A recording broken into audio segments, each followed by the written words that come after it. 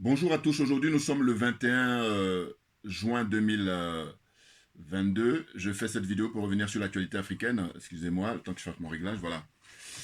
Donc je me présente, Djoubian, c'est mon surnom sur le net. Je suis un panafricain très convaincu. Je suis accessoirement spécialiste de la France. D'ailleurs, je ferai une vidéo là prochainement, si j'ai le temps, sur les heures qui viennent ou demain, sur les résultats des élections des députés qui ont eu lieu, second tour, hier dimanche 20, comment dire, 20 juin 2022. Voilà. Pour commencer cette actualité, en fait, je vais rendre hommage aux 132 frères et sœurs, enfin en tout cas 132 Maliens qui sont tombés, ils sont soi-disant assassinés par soi-disant djihadistes. Voilà. Ça s'est passé, je crois, dans la nuit, 18 et le 19 juin 2022. Vous voyez, je suis très touché parce que je dis la vie humaine est sacrée et qu'un seul mort suffit pour tout arrêter, selon moi. Vous comprenez? Et malheureusement, la vie des Noirs ne compte pas. Et on a même des frères noirs qui aident les oppresseurs, les comment dire, dictateurs, les impérialistes, les colons à exterminer d'autres frères noirs africains. Vous voyez, on est les seuls dans ce cas de figure-là. C'est très grave. Les années passent et puis c'est le statu quo. Ou même ça s'empire. Voilà, que dire.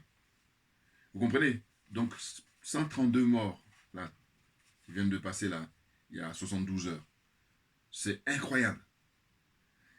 Et je ferai une vidéo peut-être là aussi pareil spécialement parce que là, en fait aujourd'hui, ma vidéo d'aujourd'hui, je voulais parler de Jean-Paul Pougala. C'est un intellectuel lui, j'hésite parce que je dis, je dirais plus intellectuel, mais lui, je vais quand même dire intellectuel parce qu'il y a quand même beaucoup de réflexion. Mais il est intervenu récemment à la librairie Taméry à Paris dans le, comment dire, 10e arrondissement. Et donc, je veux revenir sur son cas. Ça m'intéresse. Voilà.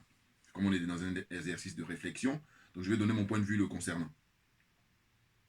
Vous voyez, donc 132 morts au Mali. Je vais faire, ça c'est un préalable hein, en fait, parce que c'est pas tellement dessus que je vais parler, mais comme c'est venu entre temps, parce que j'avais prévu de faire la vidéo sur Bougala depuis, et puis là, entre temps, il y a ces 132 morts. C'est incroyable. Puis là, on voit des gens là qui envoient des messages pour dire oui, ils sont où les Russes, ou ils sont où les soldats maliens et tout. Non, mais vous êtes pitoyable. Eh oui. Non, parce qu'en réalité, moi, je crois qu'il faut que le colonel Assimi Goïta et les 5 colonels d'ailleurs il faut qu'ils prennent leur distance avec le CNT, là. Parce que le CNT est bourré des gens qui sont les nostalgiques de IBK. C'est ce qu'il faut dire. Pourquoi? Parce qu'ils sont jaloux du Premier ministre Shogai Maïga. Ils passent leur temps à demander sa tête. Et ça, c'est la France qui est derrière, tout naturellement. On l'a compris. C'est ça. On a compris. Donc, on n'a pas le temps. Nous n'avons pas le temps à Assimi Goïta. Donc, il faudrait que le président Assimi Goïta, l'imperturbable, il faut qu'il... Parce que, alors, malheureusement, on ne peut pas faire, comme on dit, les omelettes sans casser des œufs. Malheureusement. Je dis bien malheureusement. Et puis, vous savez très bien que moi, ma philosophie de vie, c'est la vie humaine est sacrée. Voilà.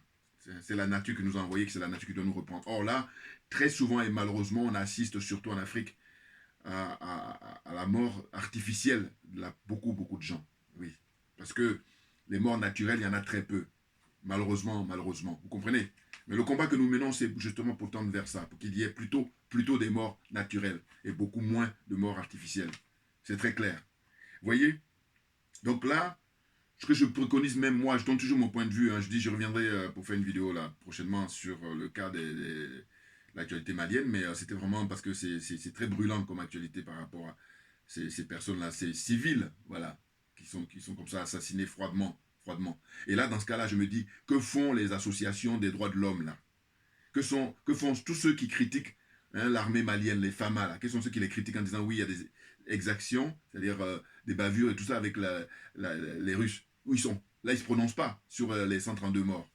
Ils ne se sont jamais prononcés, puisque les 132 morts, on est en juin 2022. Mais avant ça, quand Ibeka était au pouvoir, je dis toujours que moi je suis un adepte des bilans. Et bien, on va faire le bilan de la durée, hein, le temps que Ibeka est resté au pouvoir, le nombre de personnes qui sont, hein, de Maliens tués, le nombre d'Africains tués et de Maliens en particulier, qui sont tués là-bas. Le règne d'Ibeka, le temps que c'est resté. Dites-nous combien. Voilà.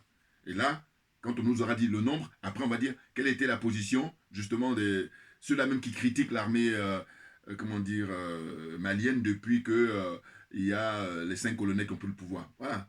Et là, c'est concours d'honnêteté intellectuelle. Hein. Voilà, on est plutôt là-dessus. Parce que moi, ma religion, c'est la vérité et la justice. Je ne peux pas les dissocier. Ils vont ensemble. C'est clair. Vous voyez?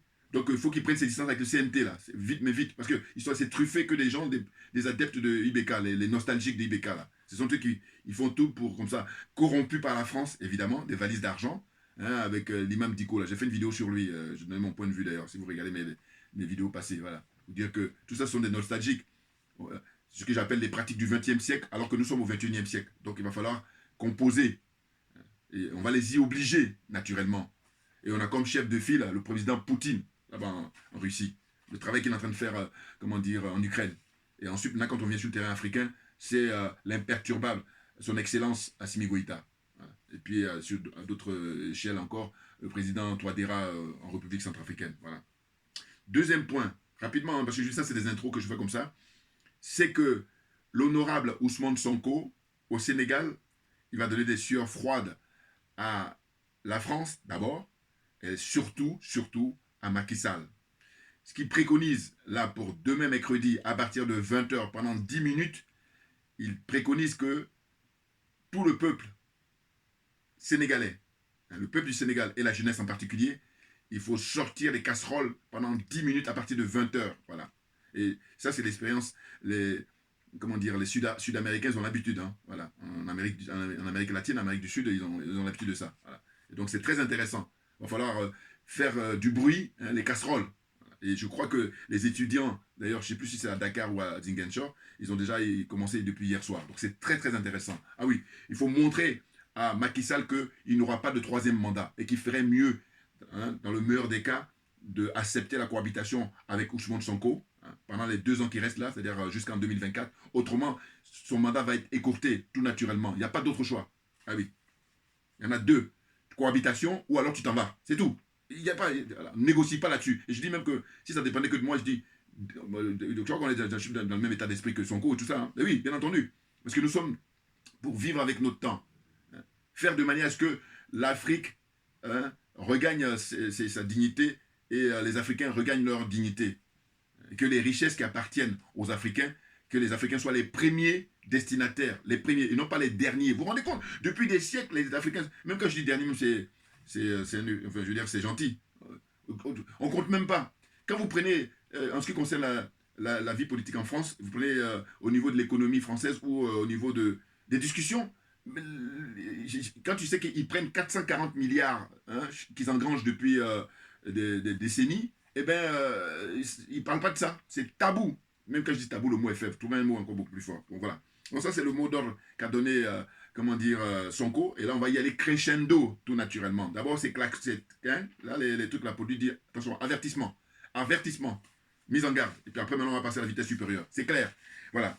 Donc, ce que je voulais, donc l'actualité aujourd'hui, en fait, ce dont je voulais parler, c'était important parce que de toute façon, je ne vais pas le faire tout le temps. Je le fais une seule fois.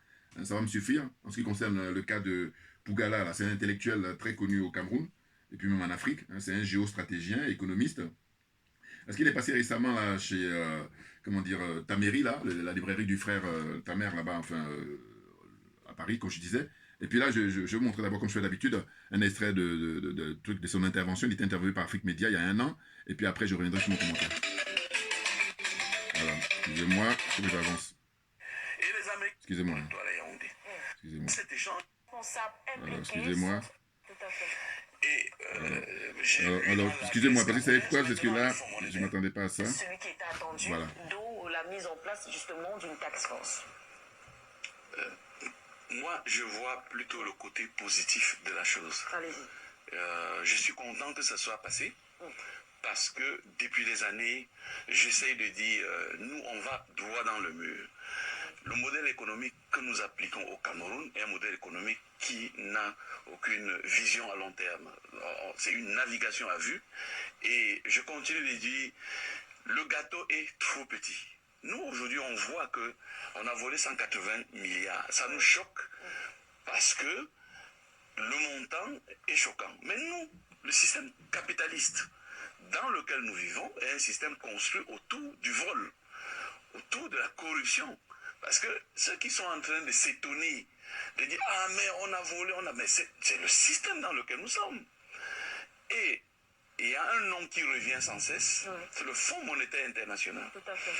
Et j'ai lu dans la presse camerounaise, maintenant le Fonds monétaire international est devenu subitement celui qui corrige les erreurs des Camerounais, parce que nous sommes des corrompus, et le Fonds monétaire vient un peu faire de justicier. Première question, pourquoi ce cas est sorti? Justement. Oui. Voilà. Donc, parce qu'ils ont toujours fonctionné comme ça. Et ceux qui sont surpris aujourd'hui sont des naïfs. Le système fonctionne comme ça. Je vous donne juste un exemple. Oui. Pourquoi les Européens sont si opposés à la présence de la Chine en Afrique? Parce que la coopération entre la Chine et l'Afrique, c'est une coopération d'échange de biens, de troc. Dans cet échange, il n'y a pas d'argent. Et il n'y a pas d'argent justement pour éviter la corruption. Je vous donne l'autoroute, vous me donnez la matière première. Avec les Européens, nous, quand on a l'autoroute Douala-Yaoundé, regardez le montant qui a été alloué à l'autoroute Douala-Yaoundé. Il y a 40 ans. À la fin, ils ont un système d'escroquerie qui s'appelle avenant. Avenant veut dire que quoi? Je vous prête de l'argent pour construire l'autoroute Douala-Yaoundé, mais comme je suppose que vous êtes des corrompus, c'est moi qui dois choisir qui va exécuter l'œuvre. Bon, on les connaît. Ces mêmes entreprises sont là depuis l'indépendance. C'est des entreprises françaises qui vont s'arranger entre elles de dire, ok, moi je prends le tronçon de Douala jusqu'à Japoma, toi tu prends de Japoma à Edea, et ainsi de suite. Nous on va faire des soumissions, je vais me tenir un peu moins que toi.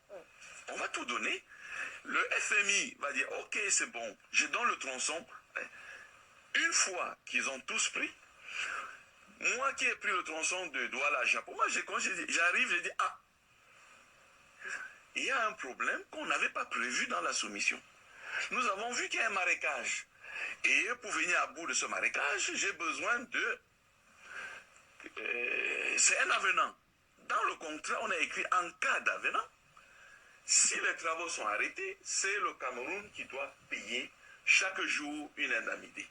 Mais comme le Cameroun avait demandé au FMI, est-ce que tu m'aides à faire la route de la Yaoundé? On entrevoit le FMI qui dit, ah non, j'étais déjà dans l'argent, je ne te donne pas. Puisque les travaux sont arrêtés, la facture continue, jusqu'au jour où le FMI dit encore, ok, je te donne encore un peu. Et nous, on a aujourd'hui, la route Douala-Yaoundé est finie, qu'on appelait axe lourd. Ça n'existe dans aucun pays du monde. C'est de l'escroquerie à ciel ouvert.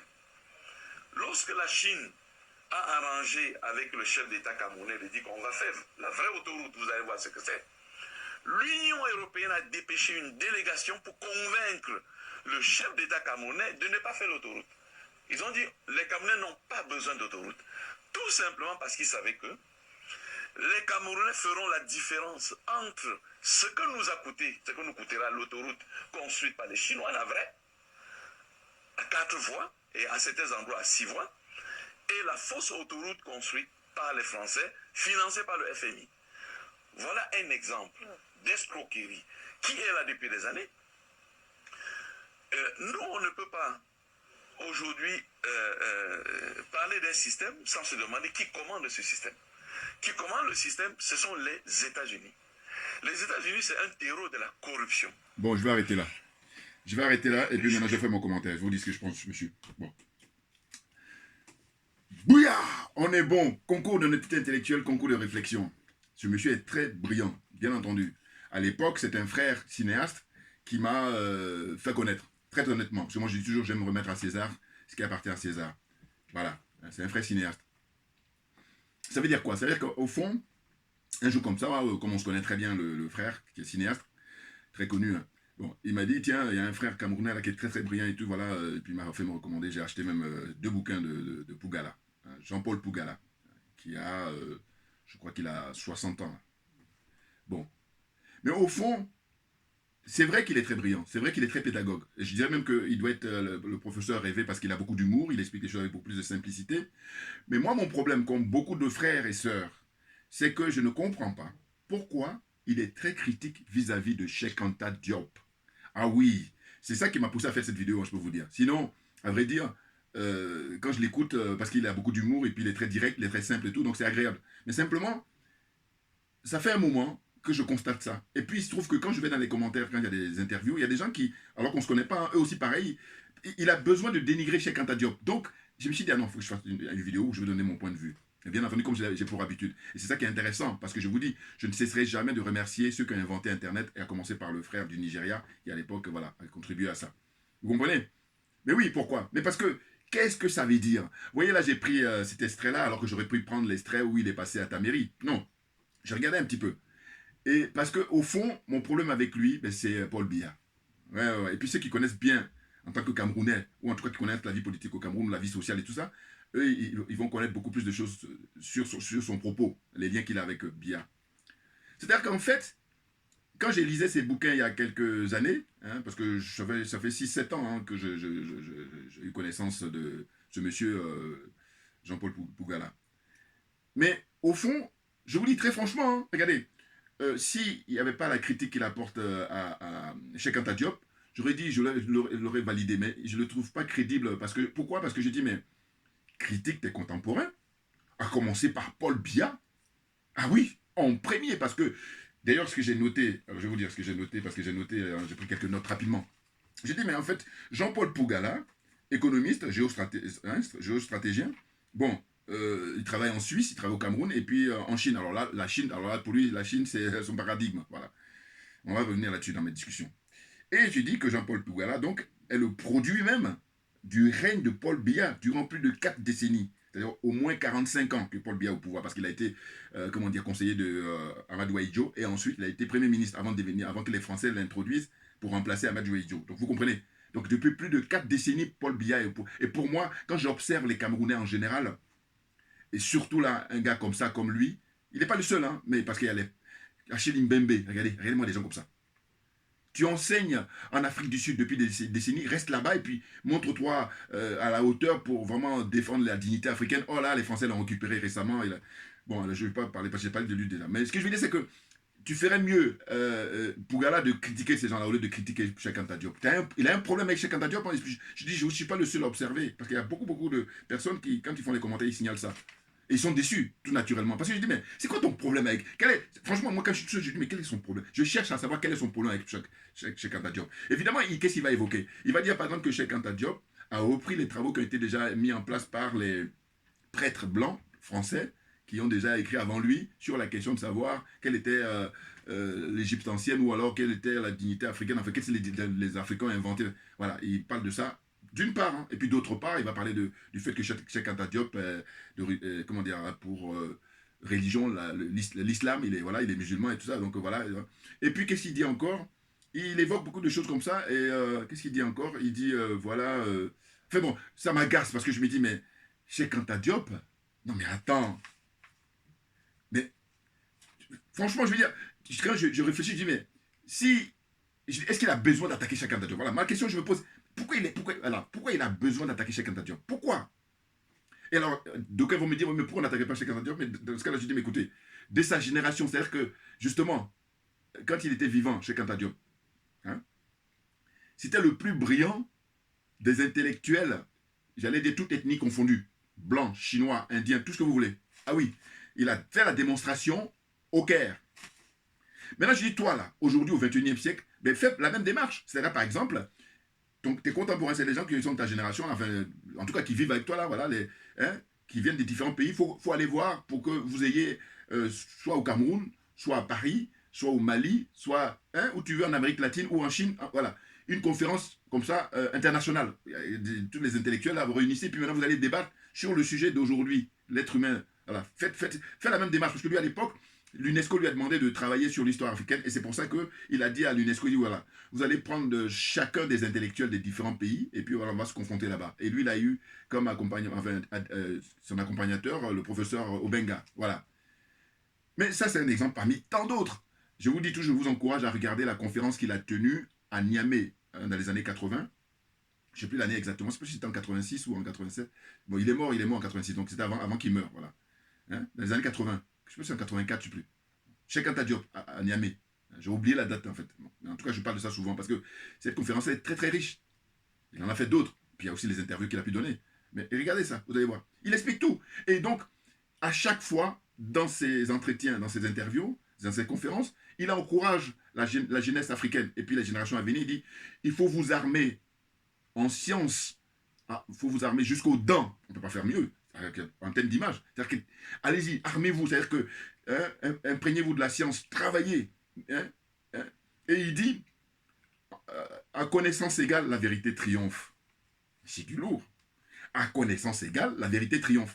Maintenant, je dis, Pougala, Jean-Paul Pougala, quel est ton problème avec Cheikh Anta Diop? Franchement, ceux qui savent quel est son problème, qui m'envoient, je suis très pressé de... Voilà, parce que je vous dire, j'ai regardé ces interviews, je n'ai pas regardé tout, mais un peu là, voilà. Parce qu'en fait, ça faisait longtemps que je ne regardais plus, mais je suis revenu parce qu'il est passé à Paris, là, je vous dis récemment, je n'ai pas eu le temps d'y aller, à vrai dire, j'étais occupé. Sinon, il m'arrive d'aller à la librairie de ta mairie, donc voilà. Mais, c'est quoi ton problème avec Cheikh Anta Diop? Mais le parcours de Diop, c'est par exemple, à l'époque, à la Sorbonne, quand on refuse qu'il soutienne sa thèse. Et quand on refuse, pas parce qu'il est nul, pas parce qu'il n'est pas à la hauteur, non, parce qu'il remet en cause, justement, tout le mensonge, tout le paradigme occidental qui a consisté à ne pas reconnaître comment on appelle ça, l'apport du nègre, l'apport de l'Afrique, l'apport des Africains. C'est ça qu'il a fait, il a eu comme travail à fournir. Et ça, c'est, comment dire, on trouve ces travaux-là à l'UNESCO à Paris. Donc tout le monde peut y aller. C'est ouvert, les archives. Vous comprenez? C'est consigné là-bas, dans les archives de l'UNESCO à Paris. Et là, toi, à chaque fois, il ne peut pas s'empêcher. Hein. Mais c'est extraordinaire. Et j'ai dit, mais tu es le produit de Paul Biya, pourquoi? Parce que lui, il est obsédé par la Chine. On va aller pas à pas. J'ai dit, mais Paul Biya, mais c'est à cause de lui que le Cameroun et les Camerounais sont dans cet état-là. Et d'ailleurs, je fais un petit peu le parallèle avec la Côte d'Ivoire. Parce que moi, je suis d'origine ivoirienne. J'ai dit, avant tout, je suis africain d'abord. Africain prioritairement. Et puis après, accessoirement, Côte d'Ivoire, Sénégal, comment on appelle ça, voilà, Gabon, tout ce que vous voulez. Et puis Cameroun, voilà. Oh, il y en a beaucoup, là, ils disent, je suis d'abord ivoirien, et puis on verra. Je suis d'abord camerounais, n'importe. Ils n'ont rien compris. Mais je le rappelle tout le temps, hein. Et ils vont finir par comprendre, pour reprendre un peu les propos du frère Lakemi. Espérons-le pour eux, parce que comme on dit, il vaut mieux tard que jamais, parce qu'il y en a d'autres, jusqu'à la fin de leur vie, ils ne vont pas comprendre ça. Donc c'est malheureux, c'est triste. Enfin bon, c'est leur problème aussi. J'ai pas le temps, Assimi Goïta. Ah oui, ah oui, oui. Donc ce que je disais, c'est quoi? C'est que je dis, Jean-Paul Pougala, il est vraiment le produit du règne de Paul Biya. Et bien entendu. Mais parce que, vous savez, il y a deux cas de figure. Il y a le cas de figure dans lequel nous vivons actuellement, depuis justement les 40 ans de règne de Paul Biya. Et puis moi, dans la réflexion, j'ai dit, mais à supposer que Paul Biya ait quitté le pouvoir, on va dire quoi, au bout de 10 ans, par exemple. Et quand je dis 10 ans, je suis gentil, hein, voilà, parce que des gens incompétents comme ça, un seul mandat de 5 ans suffit largement. Voilà. Mais on dit 10 ans, allez, 10 ans. Donc ça voudrait dire quoi? Ça veut dire que là, si c'est comme ça fait 40 ans, vous faites 10 ans, c'est-à-dire que Paul Biya, il devait partir, on va dire dans les années 80, voilà, 1982, voilà. 82, il prend le pouvoir, vous faites plus de 10 ans, ça veut dire, donc 92, voilà. Donc, en 92, Paul Biya n'est plus au pouvoir. Voilà, il a fait 10 ans. Et je dis 10 ans parce que je suis généreux. Autrement, c'est 5 ans. Parce qu'il est incompétent, voilà. Bon. Mais comme il est dictateur, eh ben, il s'est gardé au pouvoir, il se garde toujours au pouvoir. Et puis, certaines personnes, de fois, on entend, dire, de toute façon, c'est même pas lui qui... Si c'est pas lui qui dirige, mais on fait comment? Bon, il faudrait m'expliquer. Ah oui, non, parce qu'à un moment donné, il n'y a pas plus embrouille que de dire ça. Non, le monsieur, il est là, voilà. Et tant qu'il est là, on ne peut que l'accuser. Parce que c'est trop facile. Et moi, j'aime pas la facilité. Ah oui, parce que Pougala, c'est la facilité qu'il aime là. Hein. C'est très facile de taper sur Cheikh Anta Diop. Ah, bien entendu, il n'est plus vivant, le monsieur. Ah oui, parce que s'il était vivant, il allait t'apporter la réplique. Et puis tu n'oserais même pas si Paul Cheikh Anta Diop. Ah oui, tu n'arrives pas à sa cheville. Cheikh Anta Diop, non mais de quoi il parle? La vie qu'il a subi vis-à-vis des Français. Prends l'exemple au Cameroun. Il y a quelqu'un comme Mongo Beatty. Total respect. Ah oui, Mongo Beatty, c'est un des pères qui a lutté contre la France-Afrique. Et il a payé le prix cher. Il était comment dire, exilé ici en France pendant des décennies. Et puis c'est quand il était vieillissant qu'ils ont finalement, comment dire, détendu les trucs et il est rentré. Quand il est rentré, il était même surveillé parce qu'il avait sa librairie qui était tenue, lui et son épouse Odile Tobner, que je salue au passage. Bon. Mais je veux dire que, voilà, hein, des personnalités qui peuvent au moins songer. Mais toi, tu sais quoi? C'est vrai que tu es pragmatique. C'est vrai que tu apportes ta pierre à l'édifice. Mais j'ai dit, mais pourquoi tu as besoin de critiquer Cheikh Anta Diop? Franchement, j'ai dit, si quelqu'un arrive à m'expliquer pour les raisons, je ne dirai plus rien. Parce que je cherche à comprendre.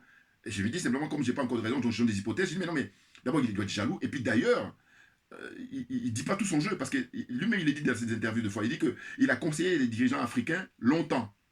Il était dans l'ombre. Donc moi, comme je dis, je suis concours de transparence, honnêteté, c'est-à-dire la vérité, la justice. Je dis, mais il va falloir maintenant que tu nous donnes les noms des gens qui t'ont conseillé. Ah oui, oui, oui, oui. Il ne dit pas, il dit pas les noms. Il dit toujours que j'ai conseillé, et puis maintenant, ça y est, je viens à découvert maintenant. Mais moi, j'ai pas. Mais là aussi, pareil, ceux qui ont la connaissance, dites-moi quels sont les présidents. Parce que lui-même, il a dit, hein, souvent dans les interviews que j'ai écoutées, il a conseillé des dirigeants africains. Donc moi, je veux bien qu'il donne les noms.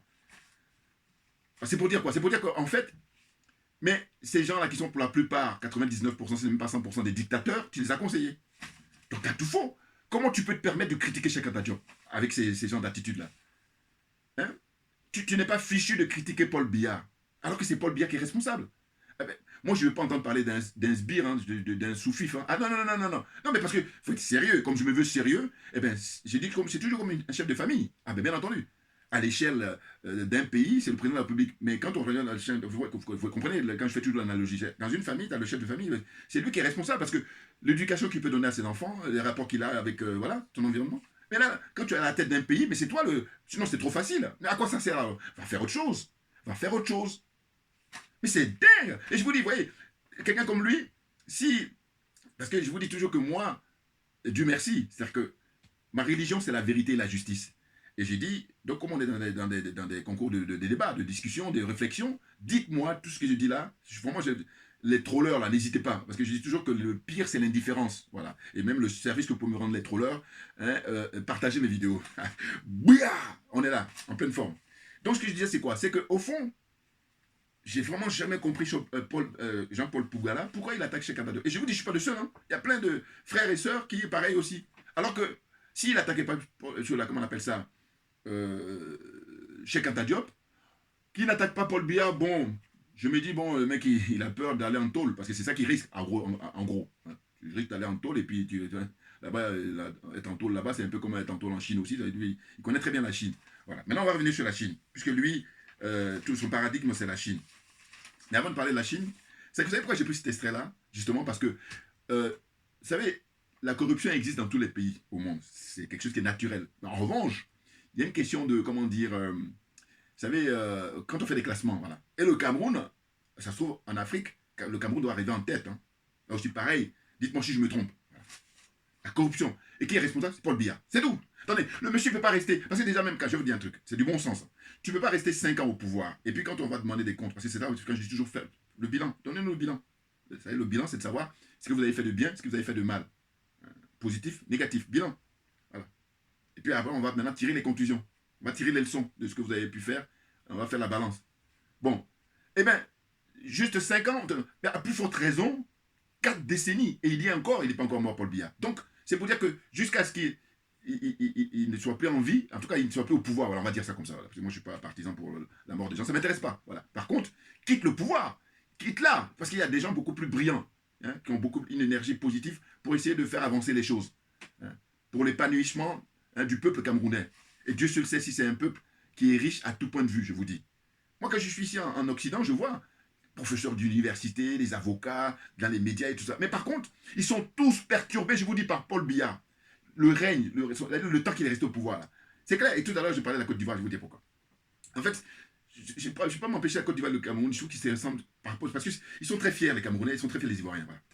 Mais je dis, mais non, calmez-vous, les gars. Ah oui, il faut mettre en priorité l'Africain. Je suis africain, voilà. Mais qu'est-ce qui fait que les Ivoiriens, d'ailleurs, parce que je peux mieux parler puisque je suis d'origine ivoirienne.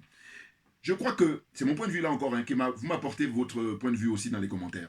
Je crois que moi, dans l'analyse que je fais, c'est que je dis, en fait, les Ivoiriens vivent l'héritage du Houphouët-Boigny, tout simplement. Ben oui, l'héritage c'est quoi? C'est qu'en fait, mais la Côte d'Ivoire n'est pas plus riche potentiellement que la Guinée, Conakry, que le Ghana.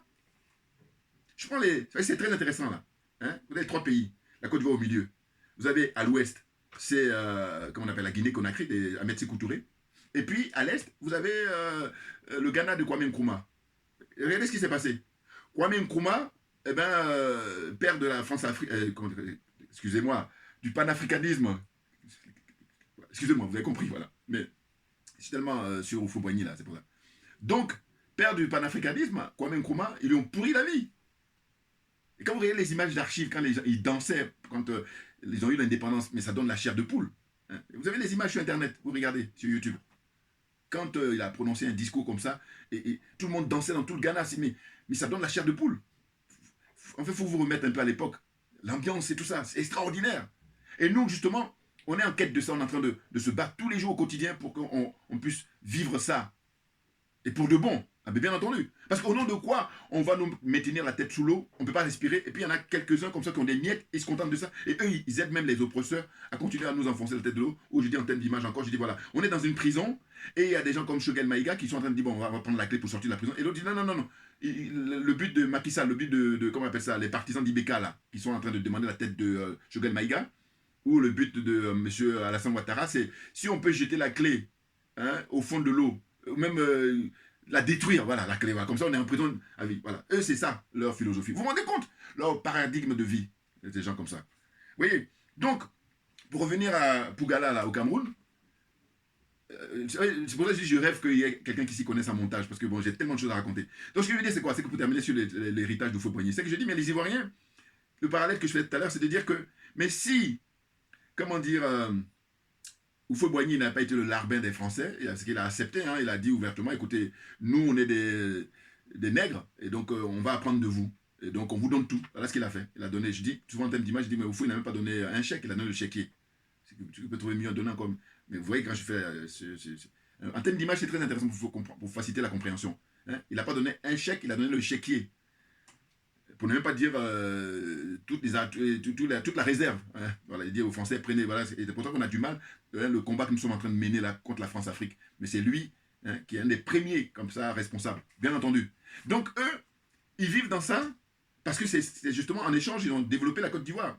Tout est relatif, hein, évidemment, quand tu compares la Côte d'Ivoire justement avec le Cameroun ou avec les autres pays de la sous-région et tout. Mais au fond, moi, je ne suis pas à ce niveau-là. Hein. Non, non, non, non, non. Moi, je suis au niveau de dire, écoutez, je vis dans ce pays, ici en Europe, depuis bientôt 40 ans, et je dis, mais attendez, par mon expérience de vie ici, je dis, mais c'est pas sorcier. En réalité, il faut qu'il y ait des gens, comment dire, honnêtes, des gens intègres, des gens compétents, des gens qualifiés pour faire le travail. Et puis, même on va les dépasser à tout point de vue. Et tout le monde le sait maintenant, sauf ceux qui sont malhonnêtes, ceux qui sont de mauvaise foi. Vous comprenez? C'est ça qu'il faut comprendre. Et tu dis quoi? Il dit que, écoutez, regardez, quand on parle des pays comment dire, d'Asie, là, vous dites que voilà, ils sont développés et tout. Moi, je réponds très rapidement, je dis, écoutez, eux, ils n'ont pas le franc CFA, ils n'ont pas les bases militaires. Voilà. Mais qu'est-ce qu'ils ont fait? Ils sont battus pour s'en débarrasser. Hein. Donc maintenant, il appartient aux Africains de s'en débarrasser. Et les Pougala, au lieu de se battre par rapport à ça, de dénoncer ça, eh bien non, Cheikh Anta Diop qui a fait tous les travaux pour que, justement, les générations d'Africains qui vont se succéder, eh bien, puissent justement s'en sortir. Et là, non. Donc je dis, il n'est pas clair. Ah oui, et je dis, je suis curieux de voir quel autre... je n'ai pas regardé toutes les vidéos, mais en tout cas, moi, à ma manière, voilà, je vais parler de moi. Voilà. À ma manière, je tiens à dénoncer l'escroquerie morale de Jean-Paul Pougala quand il critique, comment dire, le professeur Cheikh Anta Diop. Ah oui, c'est très précis. Hein. Je vous dis, ma vidéo, elle vient de là. Parce que ça fait longtemps que j'avais ça en esprit. Je me posais des questions, je dis, mais c'est quoi son problème avec Cheikh Anta Diop? Je me disais tout le temps. Et là, maintenant, quand j'ai appris là, récemment qu'il est passé, je vous dis, là, ce week-end, il était à la librairie Taméry à Paris. Je dis, ah tiens, j'ai pas eu le temps. Mais croyez-moi, j'ai pas eu le temps. Parce que, évidemment, je ne suis pas quelqu'un qui fuit les débats. Alors là, détrompez-vous. Non, non, non, non, au contraire. Voilà. Donc, non, c'est vraiment, j'étais pas disponible. Bon, enfin, bon, bref. Et puis, je dis toujours que ce sont les montagnes qui ne se rencontrent pas. C'est très connu, ça, chez nous. Voilà. Donc, les êtres humains, on a amené à se rencontrer. C'est pour ça qu'à la matière, je dis, bon, là, c'est une partie remise. Et maintenant, comme on a à l'heure d'Internet avec les réseaux, si vous avez ma vidéo, diffusez ma vidéo au maximum. Ceux qui le connaissent, faites-lui passer ça. Pourquoi? Parce que, oublie-le, laisse-le tranquille. Hein? Parce qu'il a fait, lui, il a fait ce qu'il avait à faire. Vous voyez, maintenant, toi, tu fais quoi? Toi, tu as peur de parler à Paul Biya, alors que c'est Paul Biya qui est responsable de toute votre situation, vous, en tant que Camerounais. Sans oublier les répercussions sur les pays limitrophes, ou même pour la sous-région. Et bien entendu, parce que le Cameroun, compte tenu de son potentiel humain, et puis aussi la végétation, et puis, comment dire, comme disent les gens qui connaissent bien le Cameroun, hein, ils disent que le Cameroun, c'est l'Afrique en miniature. Mais c'est extraordinaire de constater ça. Et là, qu'est-ce que Paul Biya a fait? Paul Biya ne tient pas de conseil de ministre. Paul Biya passe son temps à dormir en Suisse depuis des décennies. Mais ça a des répercussions, tout naturellement. Et puis dire ça, il n'y a même pas besoin d'aller à l'école primaire. C'est du bon sens, c'est de l'honnêteté intellectuelle. Et donc, arriver à un moment donné, autant, c'est un brillant garçon, hein, Pougala. Franchement, moi, si on enlevait, s'il ne critiquait pas Cheikh Anta Diop, je trouve que en tant que professeur, il est bon, parce que le fait qu'il a de l'humour, et puis il est direct, donc ça facilite la compréhension. Mais par contre, moi, comme ma religion, c'est la vérité et la justice, donc à un moment donné, je dis non, non, non, il y a un problème là, t'es pas honnête là. Là, ça me dérange. Non, parce qu'il faut être honnête, c'est quoi ton problème? Donc, j'espère que je me suis fait comprendre, hein, parce que j'avance là. Il y a 180 milliards de francs CFA qui ont été détournés au Cameroun, alors que ces fonds-là étaient destinés pour le Covid, c'est-à-dire lutter contre le coronavirus. 180 milliards de francs CFA, ça. Quand vous faites la conversion en euros, ça fait plus de 274 millions d'euros. Je répète, plus de 274 millions d'euros. Vous vous rendez compte? Déjà 1 million d'euros, mais ce que ça peut faire. Vous vous rendez compte? 1 million d'euros, ce que ça peut faire. Parce que 1 million d'euros, quand vous convertissez en CFA, regardez, 180 milliards. J'espère que je ne me trompe pas. Hein. De toute façon, le lien, vous allez taper sur YouTube, vous tapez Jean-Paul Pougala, Afrique Média. Voilà, Afrique Média TV. Voilà. Il est passé là-bas, c'était l'année dernière. Et puis je crois qu'il est passé aussi quelques temps après. Il est passé 2 fois. Donc ce que vous allez voir, c'est l'émission avec la jeune femme, hein, la jeune patriote, enfin la jeune panafricaine. Voilà. Jeune femme là, voilà. Hein. Il fait bien son travail. Bon. Et puis même, je sentais qu'elle était un peu gênée, elle, quand elle est interviewée. Parce qu'elle attendait d'autres réponses que.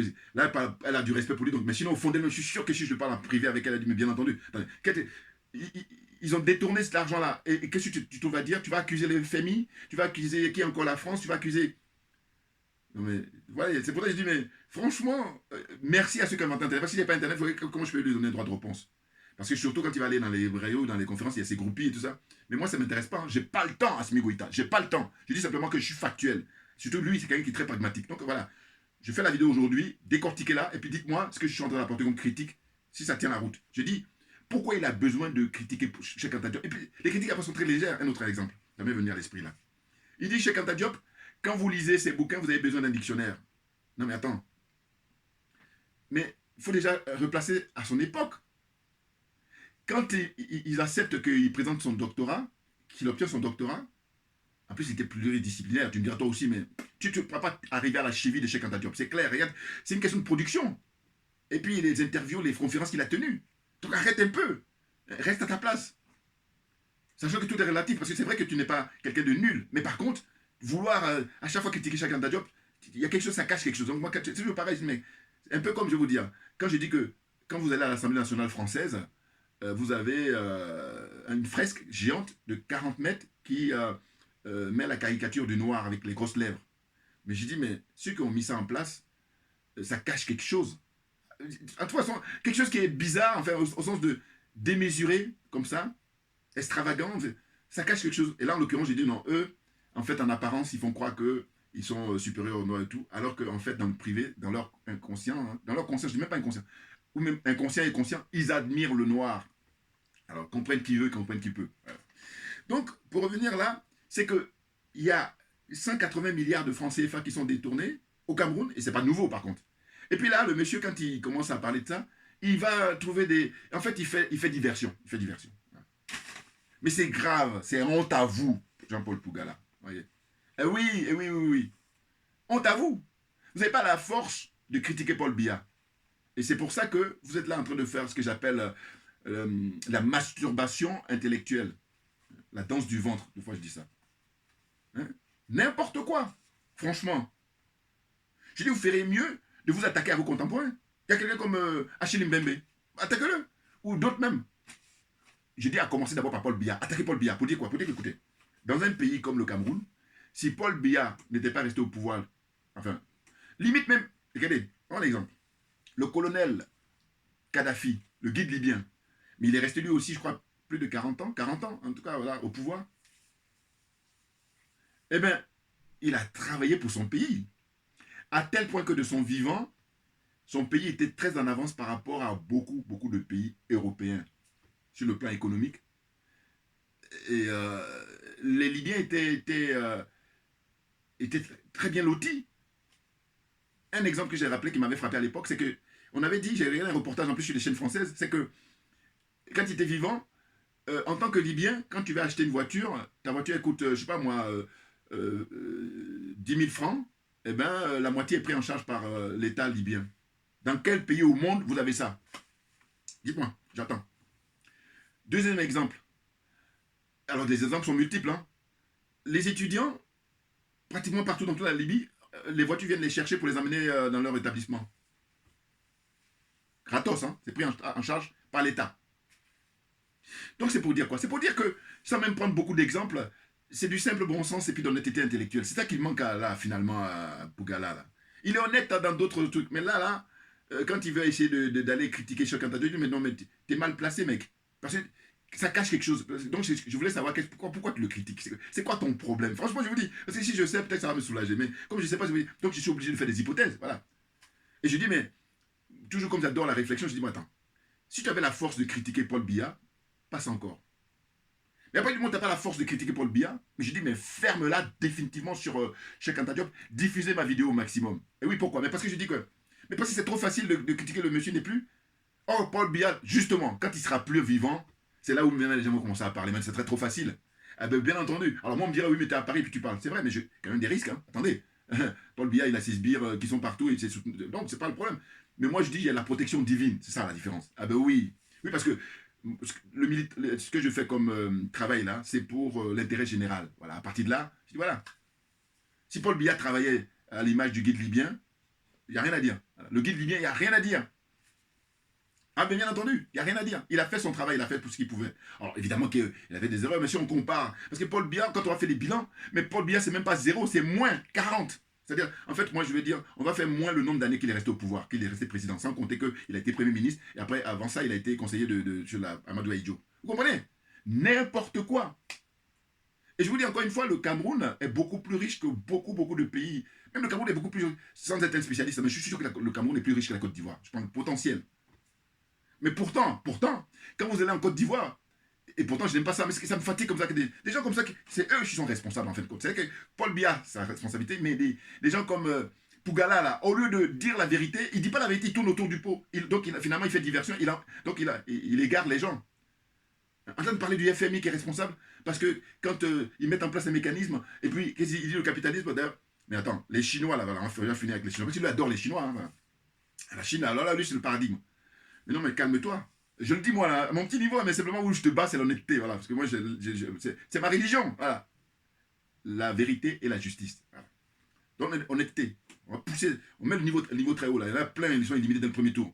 Parce que je dis, ils ne sont pas capables. Ils n'ont pas ça en eux. Voilà. Je ne dis pas que je suis le seul. Hein. Non, je dis, mais les gens comme nous, comme ça, il n'y en a pas beaucoup. Malheureusement. Je suis désolé, il y en a qui me disent que j'ai des chevilles qui confusent. Mais c'est parce que quand je vois des gens comme ça que je trouve très bien, hein, je vous dis, franchement, il est très brillant. Mais simplement, quand tu vois comme ça qu'il a besoin d'aller dénigrer une sommité pareille, hein, cette personnalité-là chez Anta Diop, une anecdote, avant de revenir chez les Chinois. À l'époque, quand il rentre au Sénégal et il ouvre son laboratoire, parce qu'il est à l'origine de Carbone 14, attendez, mais on ne joue pas avec des gens comme ça qui sont très très rares.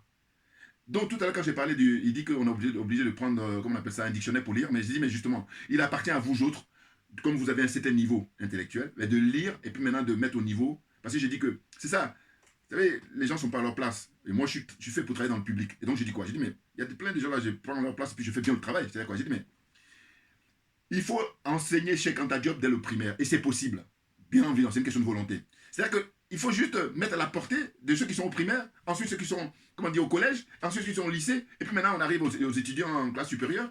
Hein? Tout naturellement. Et dire ça, c'est du bon sens. Mais quand on est malhonnête, on ne peut pas le dire ça. Ah, c'est clair. Malhonnêteté intellectuelle, on ne peut pas le dire ça. Ce que je viens de dire là, c'est parce que je suis honnête intellectuellement. J'ai dit, mais qu'est-ce que ça veut dire que... Mais bien entendu, c'est vrai, parce qu'il a utilisé un langage soutenu, et puis aussi par rapport à l'époque. Il avait des gens qui étaient contre lui. T'en as combien comme ça qui veulent présenter leur thèse et puis on leur dit non? Très souvent d'ailleurs quand on dit non, c'est parce qu'ils sont nuls. C'est léger. Mais alors que lui, c'est pas le fait qu'il soit léger. Hein. Au contraire, même c'était lourd. Parce qu'il remettait en cause justement toute l'escroquerie occidentale concernant l'histoire africaine. C'est énorme. Et puis maintenant, je dis quand il rentre au Sénégal à l'époque, eh bien, en tant qu'enseignant, il était moins bien payé que ses collègues. Et c'est un de ses collègues un jour qui a dit à Senghor, le président Senghor qui était au pouvoir, parce que le Senghor, qui dit Senghor dit la France-Afrique, qui dit la France, c'est la France qui décide. Donc ils lui ont pourri la vie à ce monsieur-là. Il a même été en prison à l'époque parce qu'il était non seulement scientifique, enseignant, hein, philosophe, tout ça. Et puis il était aussi homme politique. Et bien il était en prison en tant qu'opposant. Donc c'est des gens dignes. Oh là, toi, t'as même peur d'aller faire 24 heures, Paul Biya va te mettre en dos là. C'est pour ça que tu ne veux pas la ramener. Donc ferme-la, reste dans ton côté d'aller aider les gens sur le terrain, ce que tu fais bien, que tu fais très bien. Vous savez, les Philippe Simo là, c'est leur grand frère ça. Bon, encore que si je dis ça, peut-être je l'injure là, parce qu'il est quand même, hein, c'est du lourd quand même, comment dire, Jean-Paul Pougala. Mais c'est fatigant qu'il ait besoin à chaque fois de critiquer Cheikh Anta Diop. Alors qu'il n'est pas sa cheville, les travaux qu'il a produits, et puis même ce qu'il a vécu. Donc je disais que c'est un de ses collègues, hein, professeur comme lui, qui a été voir Senghor, qui dit, mais écoutez, comment ça se fait que ce monsieur est moins bien payé que nous? Il est le plus brillant. Et c'est là où ils ont réévalué à l'époque un peu son salaire. Vous vous rendez compte? Vous vous rendez compte? Mais tout ça, c'est disponible sur Internet. Hein, allez-y, vous prenez le temps d'aller taper Cheikh Anta Diop, il y a plein de documentaires sur lui. Et puis des témoignages. Et voilà. Ça a du sens. Et ça, c'est pas fréquent, ça. C'est le plus brillant d'entre nous, tu le payes. Oh, c'est fait exprès, justement, puisqu'il remet en cause, justement, toute l'intoxication occidentale en général, et française en particulier. Il remet en cause tout ça. Et l'autre, il va dire, oui, il a travaillé pour tel... Mais oui, mais la force qu'il a, c'est quoi? C'est que lui, il a été formé ici, à la Sorbonne, comme toi, tu as été formé en Italie, ou je sais plus encore quoi. Mais la différence, c'est que lui, il remet en cause après. C'est ça qui est intéressant. C'est pas vous là, en Chine. Alors voilà, c'est ça, je vais finir avec la Chine. La Chine, c'est quoi? Non, mais attends. Mais nous, on est Africains et les Chinois sont les Chinois. Même si on dit que c'est vrai que tous les partis d'Afrique, et puis après, les gens émigrés. D'ailleurs, les travaux justement de Cheikh Anta Diop. Ils sont arrivés maintenant sur d'autres territoires là-bas, et puis les yeux qui sont bridés parce qu'ils ont traversé des siècles, et puis les montagnes et tout ça. Bon, hein, c'est des spécialistes, bon, c'est connu ça. Va. Donc je veux dire, c'est pour ça que je parle de jalousie, parce que je dis, mais ils jalousent Cheikh Anta Diop. Alors que faut jalouser les gens qui ont le même niveau que toi, les mêmes productions que toi, mais tu peux pas jalouser quelqu'un qui a un niveau mais très très élevé. Non, non, non, non. En tout cas, moi je dis, ce monsieur, dites-moi par rapport à tout ce qu'ils ont vécu et puis toutes ces productions. Voilà, hein, n'hésitez pas à envoyer les commentaires, franchement. Jean-Paul Pougala à ce niveau-là. Et c'était important que j'apporte ces témoignages-là. Donc les Chinois, c'est quoi? Mais il dit, les Chinois sont les Chinois, nous on est les Africains. Et oui, lui, il s'est battu toute sa vie, et puis il dit que les générations qui ont succédé, c'est que l'Africain soit fier de ce qu'il est, et puisse être respecté par les Chinois, puisse être respecté par les Américains, puisse être respecté par les Français, puisse être respecté par les Indiens, par les Turcs, par tout ce que vous voulez. Or, ce n'est pas le cas. C'était ça le souci. Hein, le peu que j'ai connu sur Cheikh Anta Diop, hein, voilà, j'ai capté un peu son état d'esprit. C'est ça que je vais dire. Et puis là aussi, pareil, si je me trompe, dites-moi. Ah oui, c'est pas possible. Et je parle des Chinois. Mais les Chinois, c'est quoi? Alors, non mais attends, j'adore la réflexion. J'ai dit, mais attendez. Les Occidentaux, en fait, ils sont embarrassés par les concepts. C'est-à-dire qu'ils ont mis en place les droits de l'homme. Vous voyez? Et donc ça, c'est embarrassant pour eux. À tel point qu'on est rendu aujourd'hui, au XXIe siècle, à ce que la France, les dirigeants français, l'oligarchie française copie la démocratie africaine, c'est-à-dire la démocratie à l'africaine, je veux dire, la démocratie de cette zone-là, la zone des aliénés, c'est mon t-shirt, les aliénés, les complexés, les corrompus. C'est-à-dire que la France, on va dire que dans les années 70, 80 et tout ça, eh bien, jusqu'à cette période-là, c'est ces pays-là qui copiaient sur la France. Mais aujourd'hui, quand je dis ça, je prends l'expérience de Nicolas Sarkozy, peut-être pas, bon, peut-être même, on peut y aller à Sarkozy. Mais Macron, c'est vraiment là, c'est à grand jour, voilà. C'est-à-dire qu'il y a non seulement le soleil, mais en plus du soleil, il y a les spots. Je veux dire, on peut pas, si tu ne vois pas là, tu verras jamais. Voilà. C'est-à-dire, je la fais court parce que regardez mes vidéos passées comme ça, où j'ai parlé de l'élection de Macron, voilà. Vous allez comprendre. C'est ça. J'ai dit qu'ils en sont rendus à tellement admirer le travail qu'ils font sur ces pays-là, qu'eux-mêmes, ils font pareil maintenant. Voilà.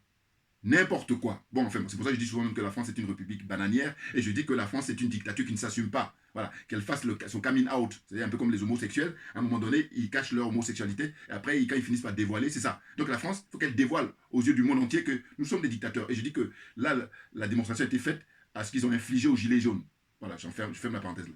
Donc pour revenir sur la Chine, j'ai dit, mais les Chinois, eux, attends, t'as vu ce qui se passe, comment les dirigeants chinois traitent leur peuple? Et toi, tu es à l'aise. Quand on est intellectuel, justement, il faut prendre la distance. Et il faut pouvoir expliquer de manière à ce qu'il y ait une certaine, valorisation de l'humain, bien entendu. Hein? L'humain, la nature, voilà, valoriser. Totalement. Pas de demi-mesure. Or là, je dis que ce qui est intéressant dans l'approche qu'on a avec les Occidentaux, c'est qu'ils sont embarrassés. Parce que, justement, on essaie de, comment dire ça, de les ramener à leurs contradictions. Et là, c'est gênant. Parce que parmi eux, il y a des gens qui sont honnêtes. Et du coup, qui disent, oui, c'est vrai ce que tu dis. Mais les Chinois, ils en ont cure. Et donc, moi, je prends mes distances avec ces gens-là. avec les Chinois. Je peux le dire. Ah oui, je vais dire pourquoi. Ben, je dis qu'effectivement, c'est des gens qui sont travailleurs. Mais en fait, mais la vie n'est pas faite que de travail. Même si c'est vrai que, des fois, je reproche que chez nous, bon, ben, il y en a qui prennent beaucoup plus de bon temps. Mais ça dépend du poste qu'on occupe. Mais il se trouve que, là aussi, pareil, les gens qui s'y connaissent mieux que moi, ils parlent de notre... c'est dans nos gènes. C'est-à-dire que, je dis même qu'avant de faire cette vidéo, je disais à ma femme, je dis, mais écoute, je crois que l'Africain, c'est celui au monde de tous les humains qui aime la vie. Voilà, je peux me tromper, hein, mais donnez-moi là aussi pareil commentaire. L'Africain aime trop la vie. Pourquoi? Mais parce que, regardez, quand on parle de kamikaze, pourquoi on a du mal? Mais parce que les autres, ils font kamikaze. Alors, je peux me tromper, hein, mais ça, c'est mon point de vue encore là aussi. Pareil. Eh oui. Maintenant, il se trouve qu'il y a aussi une prise de conscience, et en tant qu'être humain, c'est l'intelligence et de réfléchir. Écoutez, compte tenu de ce qu'on nous fait, à un moment donné, on est obligé de passer par des phases. Hein. On est obligé. En fait, c'est une obligation. Il y a deux choses. Soit on reste esclave, là, parce qu'il n'y a pas trois, il y en a deux. Ou soit alors on passe par cette phase-là. Voilà. Et maintenant, le travail que nous autres, nous sommes en train de faire, c'est ça. On va en arriver là. Et bien entendu. Et c'est pour ça qu'on menace la vie de quelqu'un comme Nathalie Yamb, on menace la vie de quelqu'un comme Kemi Seba. Eh oui. Ou alors, on fait tout pour, comment dire, amener aux oubliettes Mme Chiombori, l'ambassadrice d'origine zimbabwéenne. Vous comprenez? Non, il faut arrêter. Et donc, il est question maintenant de démasquer Jean-Paul Pougala sur le fait qu'il reste à faire ce qu'il sait faire. Hein? Il reste à être obsédé par la Chine, mais moi, la Chine, je le démasque. Je dis, voilà. Vous savez quoi? Je ne veux pas que YouTube coupe ma chaîne. Mais sinon, en privé, je vais lui dire ça. Je vais vous dire, mais il faut arrêter à un moment donné la Chine.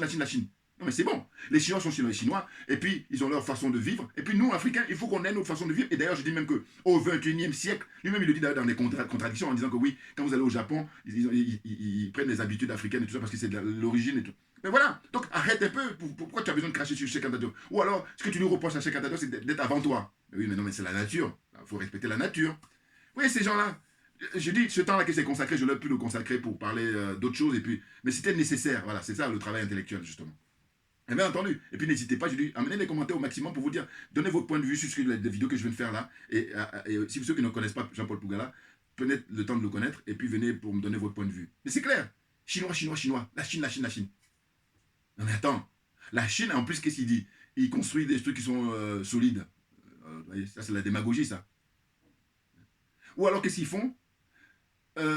Ils maltraitent les Africains sur leur terre et sur leur conception. Mais non, je suis désolé. Alors, c'est vrai qu'on a connu ça, effectivement, avec les Occidentaux. Mais une fois qu'on a connu ça, on ne doit plus connaître ça. Oh, là, lui, visiblement, ça ne le dérange pas. Parce qu'il va dire, oui, mais eux, c'est leur manière de travailler. Non, mais de quoi? Non, on peut respecter les gens. Et d'ailleurs, pour terminer ma vidéo, parce que ça commence à être longue, c'est de dire quoi? C'est de dire qu'écoutez, le problème de l'Afrique, c'est que les dirigeants africains qui ont gagné, je vous dis, la bataille pour Monrovia, c'est-à-dire l'école de Monrovia. Parce que je rappelle toujours, c'est très important, c'est ça qui nous fait. On est là-dedans, le combat qu'on est en train de mener, ça vient de ces deux écoles-là.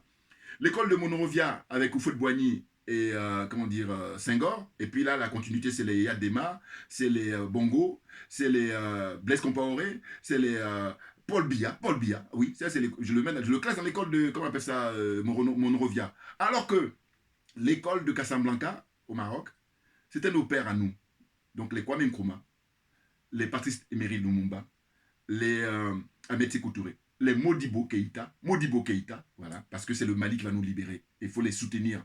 Plus que jamais, ils en ont besoin, les Maliens. Le peuple malien en a besoin, plus que jamais.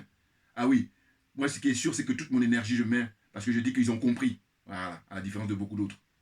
Ah oui, Bouya, on n'a pas le temps. Assimi Goïta. Ah oui, Assimi Goïta, prends l'exemple sur Jerry Rawlins, l'expérience de Jerry Rawlins. Même si on dit que ce n'est pas la même époque, mais essaie de te rapprocher. C'est important, sinon on va tourner en rond et puis on va perdre. C'est clair. Ah oui, il n'y aura pas 36 en la matière. Il y a très peu de solutions. Voilà. Hein? Je dis Jerry Rawlins, mais il y a aussi Fidel Castro. Voilà, parce que pour qu'il dure, on est obligé de casser des œufs pour faire des omelettes. Ou pour faire des omelettes, on doit casser des... Voilà, vous comprenez, c'est connu la formule. Bon. Voilà, c'est obligé. Sinon, on va perdre. Si on veut gagner, on est obligé de passer par là. Donc, lui, il est obsédé par la Chine.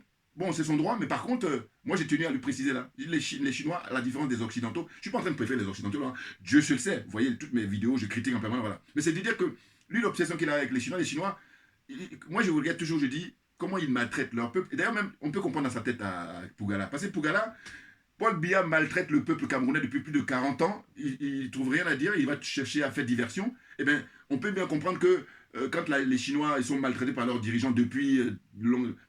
c'est quoi? C'est le prix à payer pour être numéro 1. Non, mais on se calme. Parce que moi, je pense qu'on peut être numéro 1 en respectant... On peut. Simplement, Je vous dis, là encore pareil, on vit là l'école de Monrovia, et maintenant, c'est l'école de Casablanca qui doit prendre les choses en main, avec des gens comme Assimi Goïta, justement, des gens comme Ousmane Sonko, très bientôt. Hein, très bientôt, il faut le protéger, pour ce monsieur-là, hein, ce frère. Ah oui, hein, le frère Touadéra, hein, le président Touadéra a repris ça. Il faut les protéger. C'est des gens rares. Il y a tellement de minables. Hein. Des gens comme Bougala qui pourrait être quelqu'un de bien, rien à signaler. Même, je vais faire une vidéo positive sur lui, mais non. Ce que je dis, mais il cache quelque chose, ce gars-là. Il y a quelque chose qui nous cache. Il est arrogant très de temps en temps en disant oui, j'assume, je suis pas. Non, mais d'accord, mais dis-nous les chefs d'État qui t'ont conseillé là. Donne les noms, on va voir. Hein. Tu les as conseillés, ça mène à quoi? C'est quoi le résultat? Bilan là aussi, pareil. Donc, non, où je te bats, moi, je dis, je me permets, hein, parce que je dis, il est beaucoup plus brillant que moi, naturellement, mais par contre, c'est la vérité. Rien que la vérité. Honnêteté intellectuelle. Voilà. Merci à vous tous pour votre attention, et puis à très bientôt. Là, je trouvais que je arrête parce que je trouvais que ça commence à faire long. Mais je reviendrai si le moment s'y prête avec les commentaires que vous allez envoyer. Merci bien, à bientôt. On lâche rien parce que c'est nous qui avons raison.